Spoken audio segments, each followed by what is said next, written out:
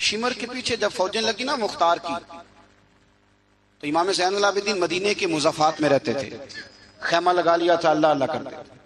مختار کی فوجیں شمر کے پیچھے لگیں، گرمی کا موسم، گھوڑے پیچھے ہیں، چھپتا چھپاتا دوڑتا، گرمی میں تھوڑا بہت دوڑنا پڑے تو زبان باہر آ جاتی اور انسان کے وجود کی عجیب کیفیت ہوتی۔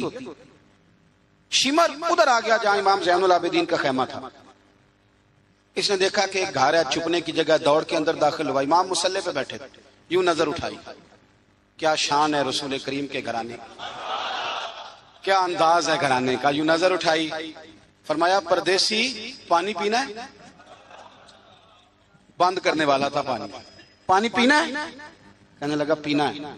شمر کہتے میں سمجھا کہ پہچانا نہیں امام زین العابدین، پہچانا نہیں، وقت بدل گیا، حالت بدل گئی، وہ تاج و تخت والے آج رسوا ہیں۔ امام زین العابدین خود اٹھے، سننا اور یاد رکھنا، اٹھے، پیالے سے پانی، اپنے مٹکے سے پانی پیالے میں ڈالا، پھر ایک پیالہ دیا، پھر دوسرا دیا، اور پیو گے؟ تیسرا دیا۔ شمر کہتے جب میں سیر ہو کے پانی پی لیا نا تو مجھے تو گمان تھا نا پہچانے نہیں، تو میں اجازت لے کے باہر نکلا تو میں نا پانی تو پی لیا پر پانی پانی ہو گیا۔ ہم تو دشمن کو بھی پاکیزہ سزا دیتے ہیں، ہاتھ اٹھاتے نہیں، اسے اس کی نظروں سے گرا دیتے ہیں۔ کہتے ہیں کہ پانی پانی ہو گیا، یار میں نے پانی بند کیا، پیاسے رکھا 3 دن اور مجھے پلا رہے ہیں، شرم آئی اور میں نے کہا مر تو اب جانا ہی ہے، تو زین العابدین سے سچی بات نہ کر لے۔ میں اندر گیا تو امام پھر گردن جھکائے بیٹھے تھے، تو میں نے کہا زین العابدین شاید آپ نے پہچانا نہیں، تو امام صاحب نے نظریں اٹھائی تو آنکھوں میں آنسو تھے۔ فرمایا کیوں نہیں پہچانا؟ جب تو اندر داخل ہوا ہے تو مجھے 6 مہینے کا علی اصغر اسی وقت یاد آ گیا تھا، جب تو اندر آیا ہے تو میرے چچا کے کٹے ہوئے بازوؤں میں جو درد تھا اور میری پھپھی کی آنکھوں میں جو آنسو تھے مجھے سارے یاد آئے تھے، اور وہ کہاں کربلا اور کہاں دمشق تم نے نیزے پہ لٹکا کے میرے باپ کا جو سار گلیوں میں گھمایا مجھے سارا یاد آیا تھا۔ شمر کہتا میں نے گھبرا کے کہا پھر پانی کیوں پلایا؟ اگر پہچان گئے تھے تو پانی کیوں پلایا؟ کہتا یوں کر کے آنسو پونچھے امام نے، فرمانے لگے میری مجبوری ہے، میں ساقی کوثر کا نواسا ہوں، میری مجبوری ہے، مجھے پلانا تھا، میں مجبور ہوں اس لیے کہ مصطفیٰ کا نواسا ہوں۔ انہوں نے ہمیں سکھایا ہے کہ جو پانی نہ دے اسے پیالے بھر بھر کے پلانا چاہیے۔ کدھر گیا میرا اور آپ کا کردار؟ چھوٹے چھوٹے دل، اتنی اتنی بات میں جھگڑا، ہو سکتا ہے ساقی صاحب سے بھی بہتراز ہو جاتا اگر سٹیج پہ بڑی کرسی نہ رکھتے، اتنا سا دل بس، ہو سکتا ہے بگڑ جائیں ایک دوسرے سے کہ مجھے بلایا ہی نہیں، نعرے نہیں لگائے، بندہ استقبال کوئی نہیں بھیجا۔ او بھائی یہ تو چھوٹے لوگ اس طرح کی باتیں کرتے ہیں، یہ تو کچی پکی باتیں۔ جو آدمی بڑا ہوتا ہے وہ استقبال سے بڑا نہیں ہوتا، جو بڑا ہوتا ہے وہ بڑی کرسی سے بڑا، جو بڑا ہوتا ہے وہ آگے بیٹھنے سے بڑا نہیں ہوتا، صدر صدر ہی ہوتا ہے، وہ جہاں بھی بیٹھ جائے وہ صدر ہی ہے۔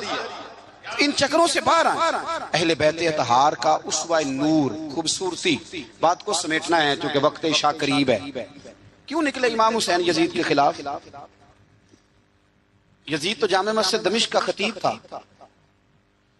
پتہ ہے آپ کو؟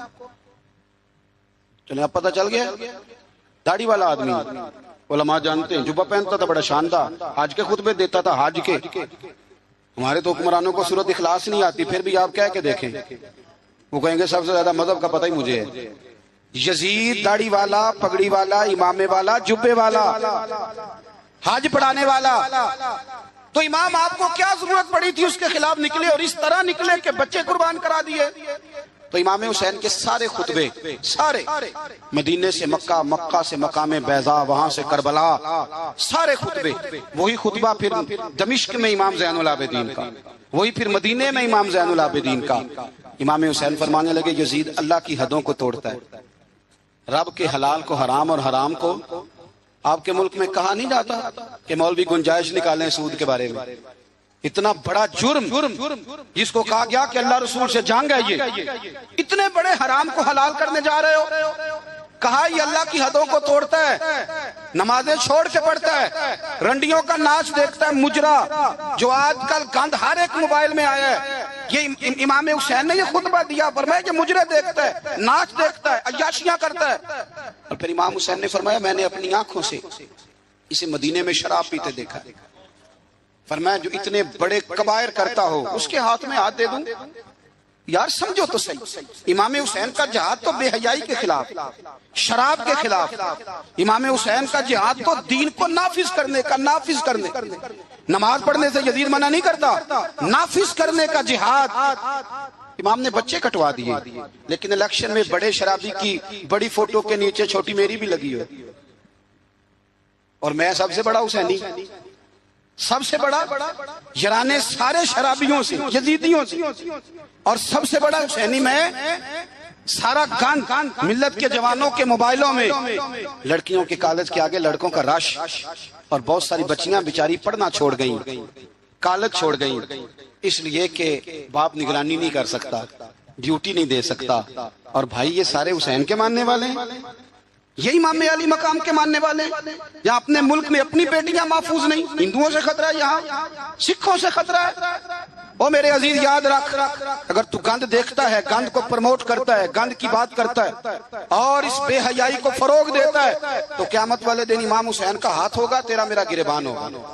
حضرت علی اکبر میدان محشر میں کھڑا کر کے سوال کریں گے کہ میں نے بازو کٹوا دیے اور تیرے ہاتھ چلتے رہے گندگی کے لیے، اس کو پرموٹ کرتا رہا۔ حضرت علی اکبر سوال پوچھیں گے، نوجوانوں یاد رکھنا، نوجوان وہ نہیں ہوتا جو کہتا ہے کہ میں جدھر جاتا ہوں تو ادھر میں ہی میں ہوتا ہوں، مرضی سے سوتا ہوں، مرضی سے اٹھتا ہوں، مرضی سے کھاتا ہوں، 15 لڑکیوں کے میرے موبائل میں نمبر ہیں۔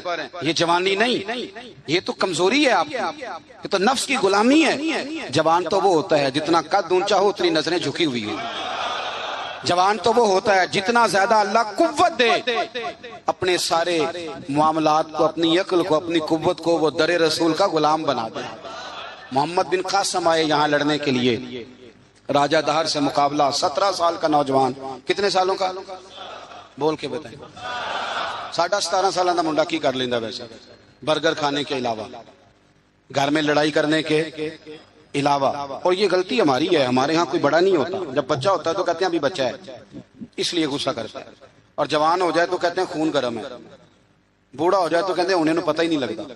تے سیانے ہونے دی کیڑی عمر ہے جی، وہ بھی بتا دیں، اس کا بھی کوئی بہانہ بتائیں، کب سمجھدار ہوگا؟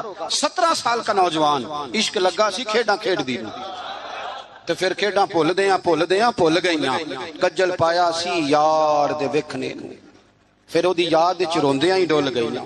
حیدر شاہ اس گلی کدے نہ رول دی، پر ہن تے رول گئیاں۔ محمد بن قاسم آئے تو ایک بزرگ نے دیکھا محمد بن قاسم بڑے پریشان ہے، کہنے لگے پتر خیر ہے؟ تو کہنے لگے حضور نہ تو رسموں کا پتہ ہے ہندوستان کے، اور سنا ہے راجہ دہر کی فوج بھی بڑی مضبوط ہے، کیسے لڑوں گا؟ کہنے لگے بیٹے تو ہمت کر، میں دعا کروں، اللہ تیری مدد کرے۔ چند دنوں کے بعد وہ بزرگ پھر ملے تو محمد بن قاسم بڑے حشاش بشاش، تو بزرگ کہنے لگے آج بڑے حشاش بشاش ہو، خیریت ہے؟ محمد بن قاسم کہنے لگے حضور مجھے پتہ چل گیا ہے، 2 سے 2.5 گھنٹے لڑے گا راجہ دہر پھر بھاگ جائے گا، اس سے زیادہ میرے مقابلے میں ٹھہرے گا نہیں۔ کہا کیوں؟ کہنے لگے میں نے پتہ کرایا ہے وہ نظر کا گندہ ہے، میں نے معلومات کرائی ہیں، اس کی تو پھپھی کی، ماموں کی، خالہ کی، چچا کی بیٹی اس کی گندی نظر سے محفوظ نہیں، جن کے پیٹوں میں رزق حرام ہو اور آنکھوں میں بے حیائی ہو، وہ کبھی کسی میدان میں کھڑے نہیں رہ سکتے، 2 گھنٹے سے زیادہ کھڑا نہیں رہے گا۔ کہنے لگا حضور میں 17 سال کا نوجوان ہوں، یا میں نے کعبہ دیکھا ہے یا قرآن دیکھا ہے، اور جب دل زیادہ للچاتا ہے تو مصطفیٰ کی قبر انور کو دیکھا کرتا ہے۔ ہم نے باحیا زندگی رکھی ہوئی ہے اپنے مزاجوں میں۔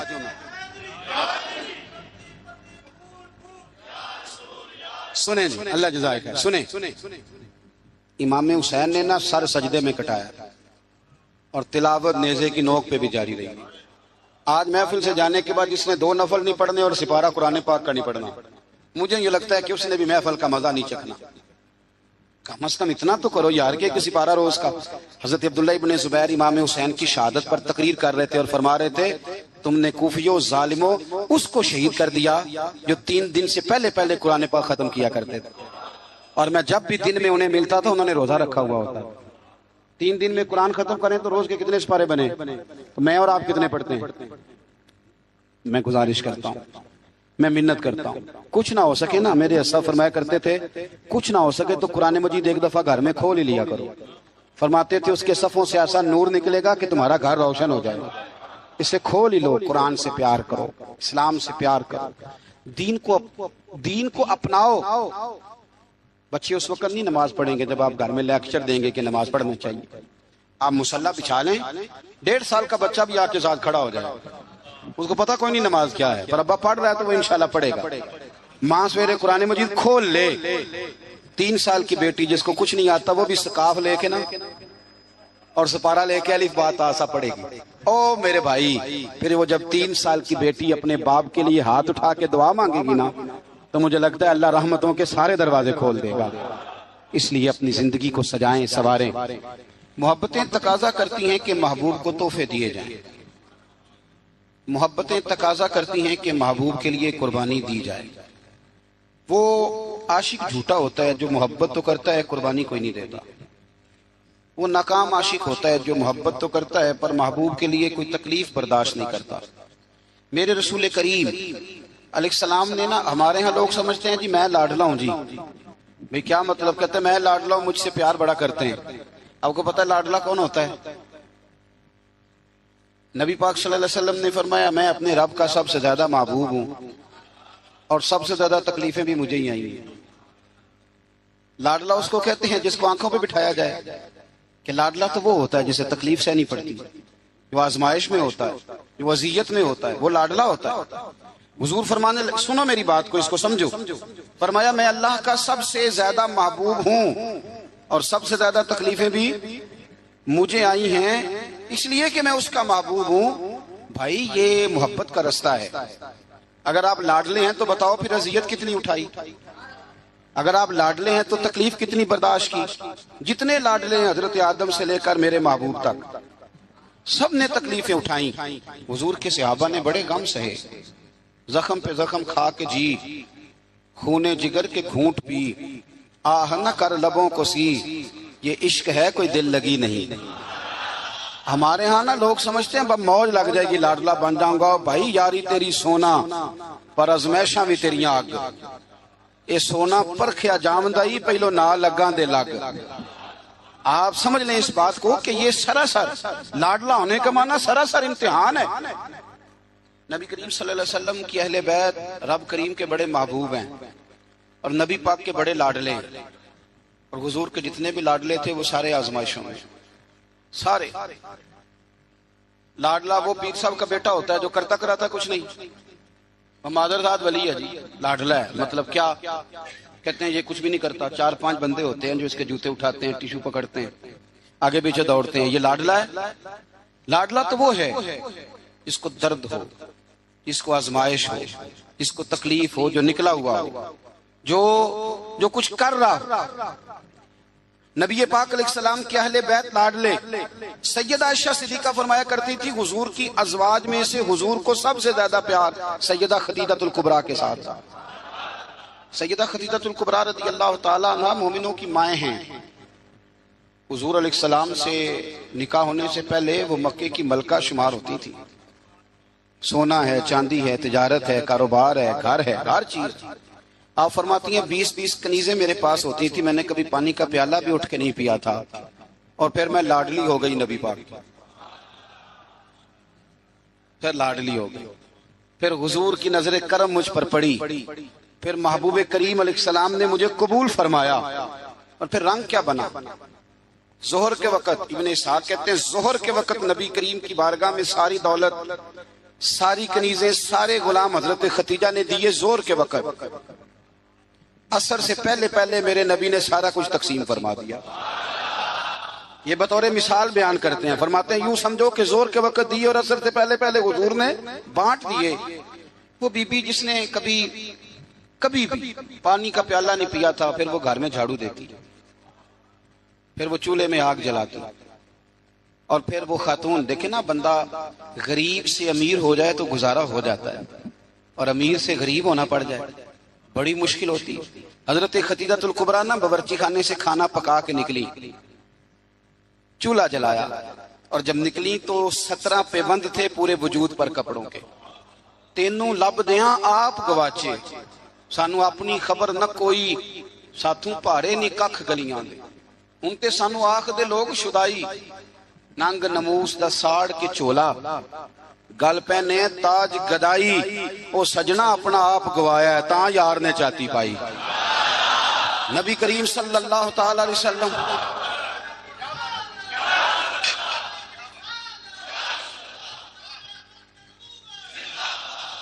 سنیں حضرت خدیجہ نا کھانا پکا کے نکلی نبی پاک کے لیے. پرانا دوپٹہ، پیوند لگے کپڑے، ہاتھ کام کیا ہے تو ان پہ تھوڑی سی مٹی بھی لگ گئی. بی بی صاحبہ کھانا پکا کے جب لائی نا حضور کی بارگاہ، ادھر دیکھنا میری طرف، بارگاہ، یہ بیٹی کو سکھاؤ، یہ بیٹی کو، یہ دیسیاں بیویوں کو بتاتے ہیں، یہ بیٹی کو سکھاؤ. اسے پتہ چلے کہ جب عورت خود خامن کے لیے کھانا پکا کے لے جاتی ہے تو پھر اسے اعزاز کیا ملتا ہے. حضرت خدیجہ الکبریٰ وہ کھانا پکا کے لائیں اور جب نبی رحمت علیہ السلام کے سامنے کھڑی ہوئی نا تو حضور غور سے چہرہ دیکھنے لگے، غور سے. حضرت خدیجہ عرض کرنے لگی حضور کیا دیکھ رہے ہیں؟ فرمایا خدیجہ دیکھ یہ رہا ہوں کہ آپ کے آنے سے پہلے جبریل امین آ گئے اور وہ کہہ رہے تھے کہ یا رسول اللہ خدیجہ کھانا پکا رہی ہے، جب لے کے آ جائے تو اسے اس کے رب کا سلام کہہ دیجئے گا، اسے اس کے رب کا سلام دے دیں. کیوں؟ اس لیے کہ جب آپ قربانی دیتے ہیں، جب آپ احسار کرتے ہیں، جب آپ کچھ کر کے دیتے ہیں. میرے معاشرے میں، میرے زمانے میں میری طرح کے سینکڑوں لوگ ہیں جن کی موجیں لگی ہوئی ہیں، کیا کرایا کچھ نہیں، کچھ بھی نہیں. ہم نے نا دین سے کچھ لیا ہے، دیا نہیں، اور ہمارا آج بھی لینے کا شوق ہے، دینے کا نہیں. میں اگر روز میں کہتا ہوں روز کہ اسلام اور وہ لوگ فلانا بندہ خدمت نہیں کرتا، فلانا عزت نہیں کرتا، فلانا قدر نہیں کرتا، کوئی اگر مجھ سے پوچھ لے کہ صاحب آپ نے کیا دیا ہے، ہم روز دعائیں مانگ رہے ہیں، التجائے کر رہے ہیں، تعویذ لے رہے ہیں، مانگ رہے ہیں. اگر کبھی ہم اپنے دل کی عدالت لگائیں اور پوچھیں ہم نے مذہب کو کیا دیا، وہ 5,000 روپیہ جو ہم مسجد میں دیتے ہیں نا، وہ بھی 25 جگہ پہ لوگوں کو خبر ہوتی ہے کہ دے دیا ہے. تو نے کوئی دکھ سہا مذہب کے لیے؟ کوئی پتھر کھایا تو نے دین کے لیے؟ کبھی کانٹوں پہ چلا تو مذہب کے لیے؟ کبھی تو آگے بڑھا؟ دین نبی دا بانگ یتیمہ رووے تے کرلاوے تے آکھے میں کتھوں لباں عمر بہادر جیڑا مینوں سینے لاوے. تو حال ہی کوئی نہیں، کوئی پوزیشن نہیں. جو لوگ تھوڑا بہت دین کا کام کر رہے ہیں، علماء اور مشائخ، ان پر بھی ہماری تنقید سانس نہیں لینے دیتی. وہ بھی ہمارے نزدیک شاید وہ مخلوق ہی نہیں جس سے ہم پیار کریں. ہم انہیں حصہ نہیں بنانا چاہ رہے معاشرے کا، کبھی ان سے انسلاک نہیں چاہ رہے. دوستو مذہب کو تو ضرورت ہے. میں سینکڑوں ایسے لوگوں کو جانتا ہوں جن کی بغل میں P H D, M Phil, M S C کی ڈگریاں ہیں، پر دین کی الف بات آسا کو نہیں جانتے. اور ہم کیا کر رہے ہیں؟ میری طرح کے بندے تقریریں کر رہے ہیں، وہ کہہ رہے ہیں لوگوں کو دیکھو جی قوم کتنی خراب ہو گئی، لوگوں کو جنازہ نہیں آتا. تو اگر کوئی مجھ کو کھڑا کر کے پوچھ لے کہ آپ نے کتنوں کو یاد کرایا ہے، اس کا کیا جواب ہے میرے پاس؟ لوگوں کو جی دعائے قنوت نہیں آتی تو بھئی آپ نے کتنوں کو یاد کرائی؟ بتائیے کتنوں کو آپ نے مغرب کے وقت، عشاء وقت بلا کے کہا بھائی ادھر آؤ؟ ہمارے ایک بزرگ تھے تو ان سے کسی نے کہا حضور دین کی تبلیغ کس طرح کرنی چاہیے؟ بندہ سادہ تھا، فرمانے لگے تجھے علمی ماحول میں نہیں سمجھاؤں گا، تیری زبان میں سمجھاؤں گا. دین کی دعوت، دین کا پیغام، دین کی تبلیغ کیسے کرنی چاہیے. فرمانے لگے کم از کم اسی طرح کر لیا کرو جس طرح کسی سے ادھار پیسے لیتے ہو. کس طرح لیتے ہیں بھلا؟ ٹیلی فون پہ کہہ دیتے ہیں 2 لاکھ دے جائیں، السلام علیکم بھائی جان آپ سے کام تھا. وہ کہتا بتاؤ، کہتے نہیں ٹیلی فون والا نہیں، بتاؤ کہاں ہو؟ وہ کہتا میں 1:30 بجے آؤں گا. کہتا میں 1:15 دروازے پہ کھڑا رہوں گا. پھر اس کے گھر پہنچ جاتا ہے، پھر جا کے اس دکھ سے اپنی کہانی سناتا ہے کہ شاید سامنے والا رو ہی پڑے. اور اکیلے میں ایسے ہوتا ہے کہ نہیں؟ چلو نہ ہی کر دو مجھے پتا چلے کہ ہوتا ہے کہ نہیں. اس دکھ سے داستان سنائے گا کہ رو ہی پڑے وہ، اور پھر قسمیں اٹھائے گا کہ بندہ بڑا اچھا ہوں، واپس بھی ٹائم پہ کر دوں گا. جب اپنے حق میں قائل کرنا ہو تو اس کے پاس درجنوں طریقے، اور اگر اللہ رسول کے حق میں قائل کرنا ہو پھر پتہ کیسے تبلیغ ہوتی ہے. دروازے پہ ایک بندہ کھڑا ہے، یہ نماز پڑھنے آ رہا ہے، تو اس کو کہتا ہے وہ پڑھ لے کر نماز دینے پیسے کتنے کھڑنے نہیں، یہ دعوت دے رہا ہے نماز کی. وہ کیا کہتا ہے؟ کہتا جا تو اپنی قبریں پہنا ہے، میں اپنی قبریں پہنا. اس طرح دعوت ہوگی دین کی، اس طرح پیغام پھیلے گا. یہ جب ہم نعرہ لگاتے ہیں نا تاجدار ختم نبوت زندہ باد، یہ عقیدہ ہے، یہ اسلام کی اساس ہے. اور آپ کو پتہ ہے جب آپ نے کہا نبی پاک آخری نبی ہیں تو پھر آپ کی ذمہ داریاں کتنی بڑھ گئی، یہ پتہ ہے آپ کو؟ پھر آپ آرام سے گھر بیٹھ سکیں گے، پھر 10 گھنٹے کی نیند کریں گے، پھر آپ کے پاس ٹائم نکلے گا مری جانے کا، پھر آپ کے پاس وقت ہوگا کہ آپ جا کے کسی ہوٹل پہ ہوٹلنگ کریں. حضور تو آخری نبی ہیں، اب دین کا سارا کام تو رسول اللہ کی امت نے کرنا ہے. تو امت کے پاس تو بور ہونے کے لیے بھی بڑا ٹائم ہے، فیس بک کے لیے بڑا ٹائم ہے۔ بھائی جتنے محبوب تھے، جتنے پیارے تھے، انہوں نے قربانیاں دی۔ سیدہ طیبہ طاہرہ حضرت فاطمہ الزہرا، یارو کائنات میں اتنا پیار، حضور کی 4 بیٹیاں ہیں، یہ چھوٹی تھی، جتنا پیار میرے نبی نے سیدہ سے کیا ہے کا لوگوں اس کو الگ نہ سمجھنا، فاطمہ تو بدعۃ منی، یہ میرے جگر کا ٹکڑا ہے، میرے وجود کا حصہ ہے، الگ نہ سمجھنا۔ لیکن جتنی تکلیف حضرت فاطمہ نے اٹھائی ہے، توجہ ہے میری بات پر؟ کسی نے پوچھا بی بی صاحبہ گھر سے کب نکلی پہلی دفعہ، کب نکلنا پڑا؟ تو حضرت فاطمہ رو پڑی، فرمانے لگی میری والدہ وصال کر گئی تھی، جناب ابو طالب کا انتقال ہو گیا، مجھے کسی نے آ کے خبر دی کہ فاطمہ حضور حرم کعبہ میں سجدے میں تھے اور کفار نے اونٹ کی وزنی اوجڑی، اونٹ کی اوجڑی وزنی ہوتی ہے، وہ لا کے حضور کے کندھے پہ رکھ دی ہے، مولا علی بھی مکے میں موجود نہیں، جناب صدیق اکبر بھی نہیں، تو فاطمہ چلو ذرا۔ تو حضرت فاطمہ کہتی ہیں چھوٹی سی عمر میں دوپٹہ اوڑھ کے، گویا برقع پہن کے میں گئی، اور فرماتی ہیں پھر جا کے میں نے رسول کریم کے سر اقدس سے اوجڑی اتاری۔ یہ شہزادی ہیں، یہ کائنات کی مالکہ ہیں، یہ جنتی عورتوں کی سردار ہیں، پر ان کی آزمائش تو دیکھو۔ فرماتی ہیں میں نے وہ اوجڑی اتاری، پھر حضور کو انگلی تھام کے میں لائی آب زمزم کے کنویں پر، پھر میں نے رسول کریم صلی اللہ تعالی علیہ وسلم کے سر اقدس پر زلفوں پر پانی ڈالا، پھر میں نے دھویا، اور کہتی ہیں جب میں نے نظر اٹھائی تو حضور رو رہے تھے، جب حضور روئے تو میں کھل کے روئی، تو پھر میں نے دعا کی ہے اللہ جس نے میرے بابا کو تکلیف دی انہیں تباہ و برباد کر دے۔ سیدہ فرمایا کرتی تھی جن کے لیے میں نے اس دن دعا کی تھی سارے بدر میں مارے گئے، بدر میں مارے گئے۔ ان کی تکلیف دیکھو، کون اتنا غریب ہے اس مجمع میں جس کی بیٹی اتنا کام کرے کہ ہاتھوں پہ چھالے پڑ جائیں؟ ہیں ویسے سب کی بچیاں دکھی، جس کو آپ ٹٹولیں گے وہی کہے گا دماد بڑا ظالم ہے، میری بیٹی تو لاڈوں میں پلی ہوئی تھی۔ ہے کوئی اتنا غریب جس کی بیٹی اتنا کام کرے کہ ہاتھوں پہ چھالے پڑ جائیں؟ اور سیدہ فاطمہ نے اپنے گھر میں مٹی گوند کے لیپا پوتی بھی کی، سیدہ فاطمہ نے چکی پیسی، چکی میرے ملک میں جس کو سزا ملتی ہے اسے چکی پیسنے پہ لگاتے ہیں، بی بی صاحبہ نے چکی پیسی، کہہ دیتے ہو سن لیتے ہو۔ کبھی پتہ ہے آپ کو کہ خاتون خامہ واشنگ مشین پر کپڑے دھوتی ہے تو رات کو کہتے ہیں 2 گولیاں لا دو پیناڈول کی، بڑی تھک گئی، وہ بھائی چکی پیس کے کھانا پکایا، اور ایک وقت کھایا تو ایک وقت بھوک کاٹی، اذیت اور تکلیف میں وقت گزارا۔ حضرت مولا علی کا جب نکاح ہوا تو اپنا مکان کوئی نہیں تھا، مسجد میں سوتے تھے، حضرت عرصہ بن نعمان کا مکان محبوب نے لے کر دیا، اس میں وقت گزارا، تکلیفیں ہیں، آزمائشیں ہیں، لیکن جب دین کو کچھ دینے کی باری آتی ہے، حضرت سیدنا سلمان فارسی فرماتے ہیں نبی کریم علیہ السلام کے پاس مہمان آیا تو حضور علیہ السلام نے فرمایا میرے گھر میں ظاہری طور پر کچھ نہیں، جاؤ کہیں سے پتہ کرو۔ جناب سلمان فارسی فرماتے ہیں میں حضرت علی کے دروازے سے گزرا تو مولا علی پوچھنے لگے خیریت ہے؟ میں نے کہا مہمان آیا ہے۔ توجہ ہے میری بات پر؟ سمجھ آ رہی ہے آپ حضرات کو؟ مہمان آیا ہے، اس کے پاس کھانے کو کچھ نہیں، تو کہتے ہیں میں مولا علی سے باتیں کر رہا تھا تو سیدہ فاطمہ اندر سن رہی، کہنے لگی علی انہیں روک لو، انہیں روکو، تو مولا علی پلٹ کے کہنے لگے فاطمہ 4 دن سے تو بچوں نے کچھ نہیں کھایا، فرمایا ان کی خیر ہے، مہمان کے لیے میرے پاس ہے۔ وَيُكْسِرُونَ عَلَىٰ أَنفُسِهِمْ وَلَوْ كَانَ بِهِمْ خَصَاصَةٌ، ان کے لیے میرے پاس ہے۔ کہا کیا؟ فرمایا گھر میں ایک بستر پڑا ہے، میں کون سا کبھی کبھار تو استعمال کرتی ہوں، جاؤ کسی کے پاس گروی رکھ دو یا بیچ دو۔ او یارو کب ایسا ہوتا ہے، لیکن قربانی ہوتی ہے۔ حضرت سلمان فارسی کہتے ہیں میں شمون یہودی کے پاس لے کے گیا، توجہ ہے نا میری بات پر؟ میں نے کہا یہ گروی رکھ لو یا خرید لو اور ہمیں ایک مہمان کے لیے 3 وقت کا کھانا دے دو، تو کہتے ہیں وہ خوشبو سونگ کے کہنے لگا کہاں سے آیا ہے؟ میں نے کہا مولا علی کے گھر سے۔ کہتے ہیں وہ دوڑ کے اندر گیا، پھر آیا، پھر گیا، پھر آیا، تیسری دفعہ واپس آیا تو اس کے ہاتھ میں کچھ صفحے تھے۔ میں نے کہا یہ کیا ہے؟ کہنے لگا میں نے تورات میں پڑھا تھا کہ محمد صلی اللہ علیہ وسلم اور اصحاب محمد آخری محبوب کا طریقہ یہ ہوگا، ان کے غلاموں کا طریقہ یہ ہوگا کہ وہ اپنی جان پر بوجھ برداشت کر کے بھی غیروں کی مدد کریں گے۔ میں نے ساری نشانیاں دیکھ لی تھی، آج یہ نشانی بھی پوری ہو گئی، سودا بھی لے جا، کمبل بھی لے جا اور مجھے بھی لے جا تاکہ جا کے میں مصطفیٰ کا کلمہ پڑھ لوں، حضور کا غلام ہو جاؤں۔ بھائی قربانی، اظہار، کچھ دینا، دین کے لیے کچھ کرنا، اپنی خدمات کو پیش کرنا، اور مخلص ہو کر، خالص ہو کر۔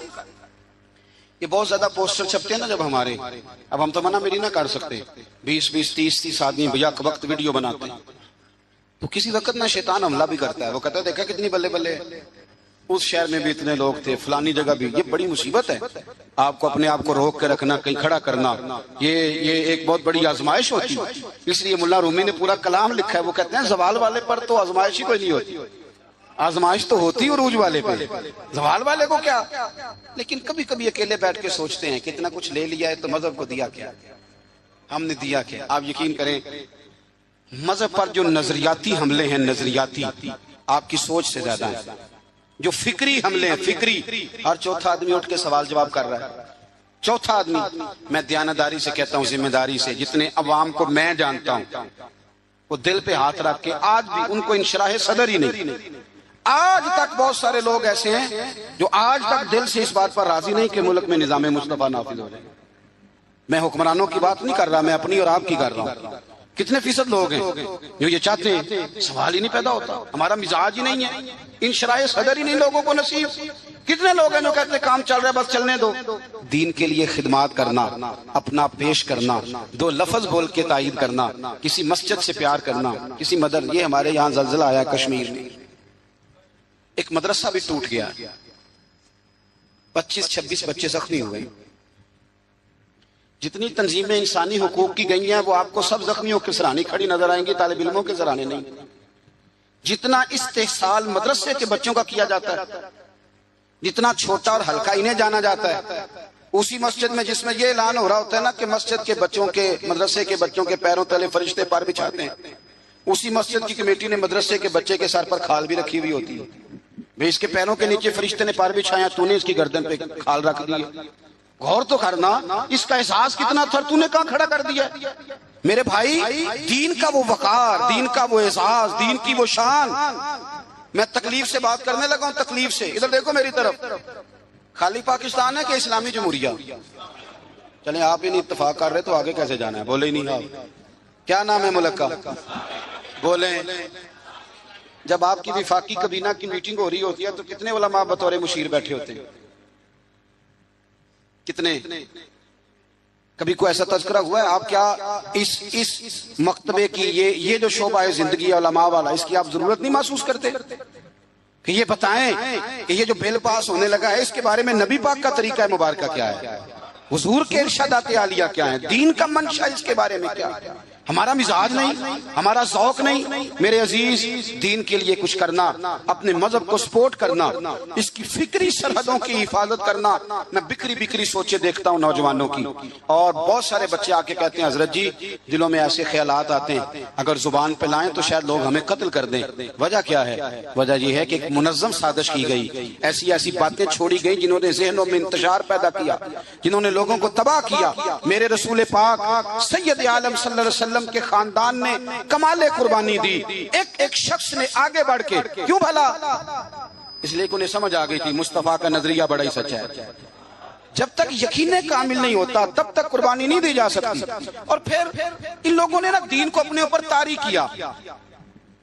میرے ملک میں دین منایا جاتا ہے بڑے شوق سے، منانا بھی چاہیے، 12 ربیع الاول کو منانا چاہیے، بلکہ میں تو کہتا ہوں اب یہ مسئلہ نہ پوچھا کرو کہ میلاد کرنا چاہیے کہ نہیں کرنا چاہیے، اب یہ پوچھا کرو کہ جھنڈیاں وضو کر کے لگانی چاہیے کہ بغیر وضو کے بھی لگ جاتی ہیں، تو یہ پوچھا کرو بھائی۔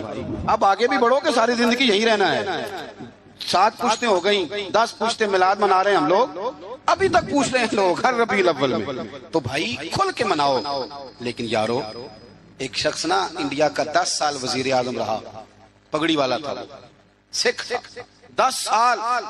سڈنی میں ایک سربراہ کانفرنس منعقد ہوئی تو سکھ سے کسی نے پوچھا کہ یہاں سارے پینٹ کوٹ والے ہیں، تو داڑھی پگڑی میں عجیب نہیں لگتا؟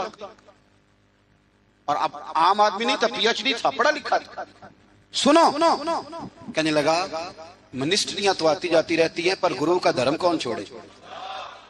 تو شادی پہ ہی ٹوپی چھوڑ جاتا ہے، تو پگڑی پہ ہی سنت، تو برات والے دن ہی سنت بھول جاتا ہے، تجھے یاد ہی نہیں رہتا۔ یعنی کول ہو گئے تو مولوی منگاؤ، 10 آیا تو نعت خواں بلا لو، 6 آیا تو قاری صاحب، کیوں جی؟ دکھ کا موقع ہے، اور جب خوشی کا موقع ہو،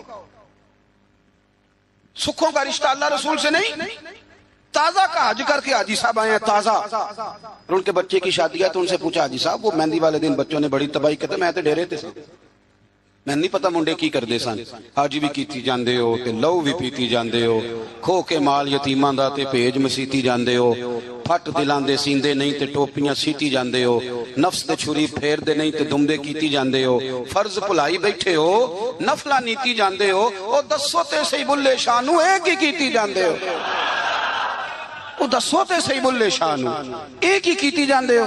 او صاحب دین کا یہ معیار ہے، کھول کے مناؤ تو اپنانا کس نے؟ وہ کسی اور سے جا کے کہیں داڑھی رکھ لے۔ میرے پاس ایک صاحب جمعہ پڑھنے آتے تھے تو چھوڑ گئے، کچھ دنوں کے بعد ایک جگہ مجھے مل گئے، کہنے لگے میں جمعہ پڑھنے نہیں آ رہا، آپ نے پوچھا ہی نہیں۔ میں نے کہا جب آپ نے شروع کیا تھا تب بھی میں نے نہیں پوچھا تھا کہ کیوں شروع کیا، میں نے تو نہیں پوچھا تھا، مرضی سے شروع کیا تھا آپ نے، چھوڑ گئے تو تب بھی مجھے نہیں پوچھنا چاہیے تھا۔ ٹھیک ہے آپ کی موج ہے، چلو اگر آپ کا ارادہ ہے کہ میں پوچھوں تو بتائیں کیوں چھوڑ گئے؟ کہنے لگے آپ ہر جمعہ داڑھی کی بات شروع کر دیتے، مطلب کو بندہ مس بھی کر دیتا ہے۔ میں کہ تو نہیں مڑیا میں نے موڑ چھڑیا، یعنی داڑھی نہیں رکھی جمعہ چھوڑ دیا ہے، کہتا ہر جمعہ داڑھی کی بات۔ میں نے پھر اس سے کہا، میں نے کہا داڑھی کس کے نبی کی سنت بول کے بتائیں، تو کس کو کہہ رکھنے کا؟ کسی پڑوسی کو، کسی اور مذہب والے کو، اور کچھ کو کسی نے کان میں بتایا کہ چھوٹی سے بھی کام چل جاتا ہے، داڑھی کا وزن ہوتا ہے۔ بولیں کبھی کسی نے آپ کو کہا کہ داڑھی میری بہت بڑی ہے تو میرے کندھے تھک گئے، تو رکھی ہے تو چھوٹی بھی رکھنی ہے تو بڑی تو میرے محبوب کا طریقہ ہے، ایک مٹھی داڑھی کے بغیر تو گزارا ہی نہیں، رکھ جو لی تو چھوٹی کا کیا معنی ہوگا؟ ویسے بھی جو حسن اور نورانیت مٹھی داڑھی میں پایا جاتا ہے، آپ کبھی تجربہ کر کے دیکھ لیں۔ آپ سفید داڑھی کو ایک طرف کھڑا کریں اور سیٹھ کو نواب کو جو بیوٹی پارلر سے کلین شیو کرا اسے دوسری طرف کھڑا کریں، سلوٹ کرنے کو اسی کو دل چاہے گا جس کی داڑھی سفید ہو۔ ہاں، اور سنو بخاری مسلم کی حدیث، میرے رسول کریم سید عالم نور مجسم شفیع معظم صلی اللہ علیہ وسلم نے فرمایا، حضور فرمانے لگے، نبی کریم فرمانے لگے، لوگوں جس نے 3 لوگوں کی عزت کی۔ یا رسول اللہ کس کی؟ فرمایا عدل کرنے والے بادشاہ کی، قرآن کے عالم کی، اور سفید داڑھی والے مسلمان کی۔ فرمایا جس نے ان تینوں کی عزت کی سمجھے میں نے اپنے رب کا حیا کیا ہے۔ اتنی بڑی بات کر دی نبی کریم نے، اتنی بڑی بات، تھوڑی محبت۔ اہل بیت نے نا دین کے لیے قربانیاں دی اور پھر دین کو اپنایا، بڑے میٹھے اخلاق تھے اہل بیت کے، دل میں بڑی صفائی، طبیعتوں میں بڑی مٹھاس، معاف کرنے کا بڑا ہی جذبہ، معاف کرنے کا بڑا۔ ہم تو بدلہ لے رہے ہیں، اوہو پنچایت میں کبھی صلح کر بھی لیں تو معافی نہیں دیتے، کہتے ہیں اب تو چودھری صاحب کہہ رہے ہیں مان جاتا ہوں، پھر جب میرے قابو آئے گا نا تو معافی نہیں دیتے، صلح کر لیتے ہیں کسی کے کہنے پر۔ نفسیاتی طور پر ہم بڑے ڈسٹرب اس لیے ہیں کہ ہم بے سکون رہتے ہیں جان بوجھ کے، وجہ ہی کوئی نہیں، لیکن جب تک زندگی ہے اللہ نے زندہ رکھنا ہے، اور جب وقت آ جانا ہے تو پھر کوئی ہمیں بچا سکتا، تو ٹینشن کس بات کی ہے، ڈپریشن کس بات کا ہے؟ ایک بات۔ دوسری بات یہ کہ دوسروں کی نفسیات کا بھی تھوڑا تھوڑا خیال کریں۔ ہم پتہ کیا چاہتے ہیں؟ سارے میرے مطابق چلیں، پھر نفسیاتی مسائل پیدا ہوتے ہیں۔ میرے ساتھ اگر 100 بندہ پیار کرتا ہے تو ان کے مطالبے الگ الگ ہیں۔ کوئی کہتا ہے جناب کو پیار ہی کرنا چاہیے، ہر ایک سے مسکرا کے ملنا چاہیے، کوئی کہتا ہے حضرت صاحب اتنا بھی پیار کریں تو لوگ نگل جاتے ہیں، تھوڑی ڈنڈی پٹی بھی ہونی چاہیے۔ دونوں قسم کے لوگ ہیں نا جی۔ ایک وہ شخص ہے جو کہتا ہے اتنا بڑا مجمع ہے تو 2 سیکیورٹی گارڈ بھی ہونے چاہیے۔ تیسرا کہتا ہے جی یہ عجیب عجیب لگتا ہے، گارڈ رکھے ہوں کسی بندے نے، کسی بڑے آدمی، تو یہ ہر بندے کا مطالبہ۔ اب آپ نے کیا کرنا ہے؟ آپ نے لوگوں کے مزاج کی رعایت کرنی ہے، جہاں تک آپ پیار کر سکیں آپ نے کرنا ہے، جہاں تک محبت کر سکیں آپ نے محبت۔ نبی پاک نا بچوں کے مزاج کا خیال کرتے، چھوٹے بچوں، حضور پاک سے گزرتے تو فرماتے السلام علیکم۔ ایک بچے نے نا حضور کے کپڑوں پر پیشاب کر دیا تھا، اس کی ماں پریشان ہو گئی، بخاری ہے۔ یا رسول اللہ وہ بچہ تھا پتہ نہیں چلا، تو نبی پاک فرمانے لگے کیا ہو گیا؟ وہ بچہ ہے، اللہ نے پانی پیدا کیا نا، ابھی اس پہ پانی بہائیں گے سب ٹھیک ہو جائے گا، وہ بچہ ہے۔ لیکن حاجی صاحب گھر میں بگڑ جاتے ہیں، پوتا اگر پیشاب کرتے کہتے ہیں میں نماز پڑھنی ہوں، وہ بگڑ جاتے ہیں۔ پیر صاحب بگڑ جاتے ہیں اس بات پہ، علامہ صاحب بگڑ جاتے ہیں، سیٹھ صاحب کہتے ہیں پتہ ہی نہیں بچے نے پیشاب کر دیا ہے۔ حضور نے فرمایا کہ بچہ بچہ ہوتا ہے، وہ چھوٹا ہے، اس کا ایک مزاج ہے، اس کا ایک مطالبہ ہے۔ اب آپ یہ کہیں کہ وہ بڑا مجھے پاک صاف سمجھتا ہے تو اس رویے سے میرے ساتھ وہ ملاقات کرے، آپ اس کے مزاج کی رعایت کریں گے۔ نبی کریم کے غلام کے بیٹے ہیں حضرت اسامہ بن زید، نواسوں کی بات نہیں سنا رہا، زید بن حارثہ حضور کے غلام تھے، ان کے بیٹے ہیں، چھوٹی عمر تھی، ناک بہ رہا تھا. ویسے دادا جی ناک صاف کر دیتے ہیں پوتے کا؟ ہو سکتا ہے وہ ڈانٹ دیں کہ چل دوڑ جا، کتنا گندا، اماں سے کہا تیرا ناک صاف کرے، چل نالائق. نانا بھی کہا چل بھاگ جا، کیونکہ وہ حاجی صاحب نے وضو کرنا ہے، نماز پڑھنی ہے، تو ان کے قریب یہ چیز آ گئی تو بڑا مسئلہ بن جائے گا. نبی کریم صلی اللہ علیہ وسلم نے کہا عائشہ اسامہ کی ناک بہ رہی ہے، صاف کر دو. حضرت عائشہ کہتی ہے میں ذرا اٹھی کو کپڑا دیکھ لو تو حضور جلدی سے اٹھے. ایک روایت تو یہ ہے کہ حضور نے ناک پونچھ دیا، اور دوسری میں ہے کہ نبی پاک قریب پہنچ گئے. جناب عائشہ کہتے ہیں میں نے ہاتھ پکڑ لیا، میں نے کہا حضور کپڑا لینے گئی تھی، آ گئی. کہتے میں نے اپنے ہاتھوں سے ان کی ناک صاف کر دی، ریٹ صاف کر دیا. اللہ کے رسول گویا میری طرف دیکھ کے مسکرائے، حضور راضی ہوئے. بچے تو بچے ہوتے ہیں، بچے تو بچے ہوتے ہیں. اب آپ کو بچہ حاجی صاحب مانے، پہلے نمازی صاحب مانے، آپ کو پہلے بچہ جو ہے وہ بڑا سیاںا مانے، سمجھدار مانے، عقل مند مانے، پیر صاحب مانے. چھوٹا بچہ تو وہ نہیں مان سکتا. آپ اس کی نفسیات کے مطابق اس کے ساتھ چلیں. آپ رویہ وہ رکھیں کہ وہ بچہ ہے، وہ چھوٹا ہے. حضور بچوں کے پاس سے گزرتے تھے تو انہیں سلام کہتے تھے. آپ بھی کہتے ہیں، آج سے کہیں گے. حضور گزرتے چھوٹے کہتے السلام علیکم. اور نبی پاک صلی اللہ علیہ وسلم کبھی کبھی نا بچے کھیل رہے ہوتے تو حضور بیٹھ جاتے، فرماتے یار میرے سینے سے تو لگو. حضور زمین پہ بیٹھ جاتے، بچہ یوں ہاتھ پہ، بچہ دوڑا آتا، حضور کے سینے سے جب لگتا تو نبی پاک گر جاتے اور فرماتے اوئے ہوئے تم نے تو مجھے گرا ہی دیا ہے. یہ بچوں کے ساتھ آپ جو رویہ رکھیں گے وہ میٹھا ہوگا.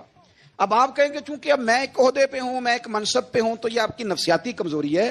پھر کیا ہوتا ہے، بچوں کو ڈانٹ کے رکھا جاتا ہے، بے جا ڈانٹ ڈپٹ، بے جا سختی، اور بے جا ان کے ساتھ رویے، اور ان کے ساتھ بڑی عجیب و غریب قسم کی جو ہے وہ ہماری جو ہے وہ گھٹن گیپ آ جاتا ہے بچوں کے درمیان. بچے، میں کہا کرتا ہوں، پھر بچے ہمیں دکھ نہیں سناتے، وہ پھر غلط آدمی کو دوست بناتے ہیں، پھر اس غلط آدمی کو اپنی بات بتاتے ہیں، غلط آدمی رازدار بن جاتا ہے.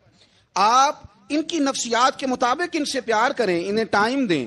آپ دیکھیں یہ کیا سوچتے ہیں، کیا کہتے ہیں، اس طرح کا ان کا رویہ ہے بچوں کے ساتھ. پھر نوجوان جب کوئی ہو جاتا ہے تو اس کی سوچیں جوان ہو جاتی ہیں. نوجوانوں سے معذرت کے ساتھ نبی پاک علیہ السلام نے نوجوانوں کی حکومت سے پناہ مانگی.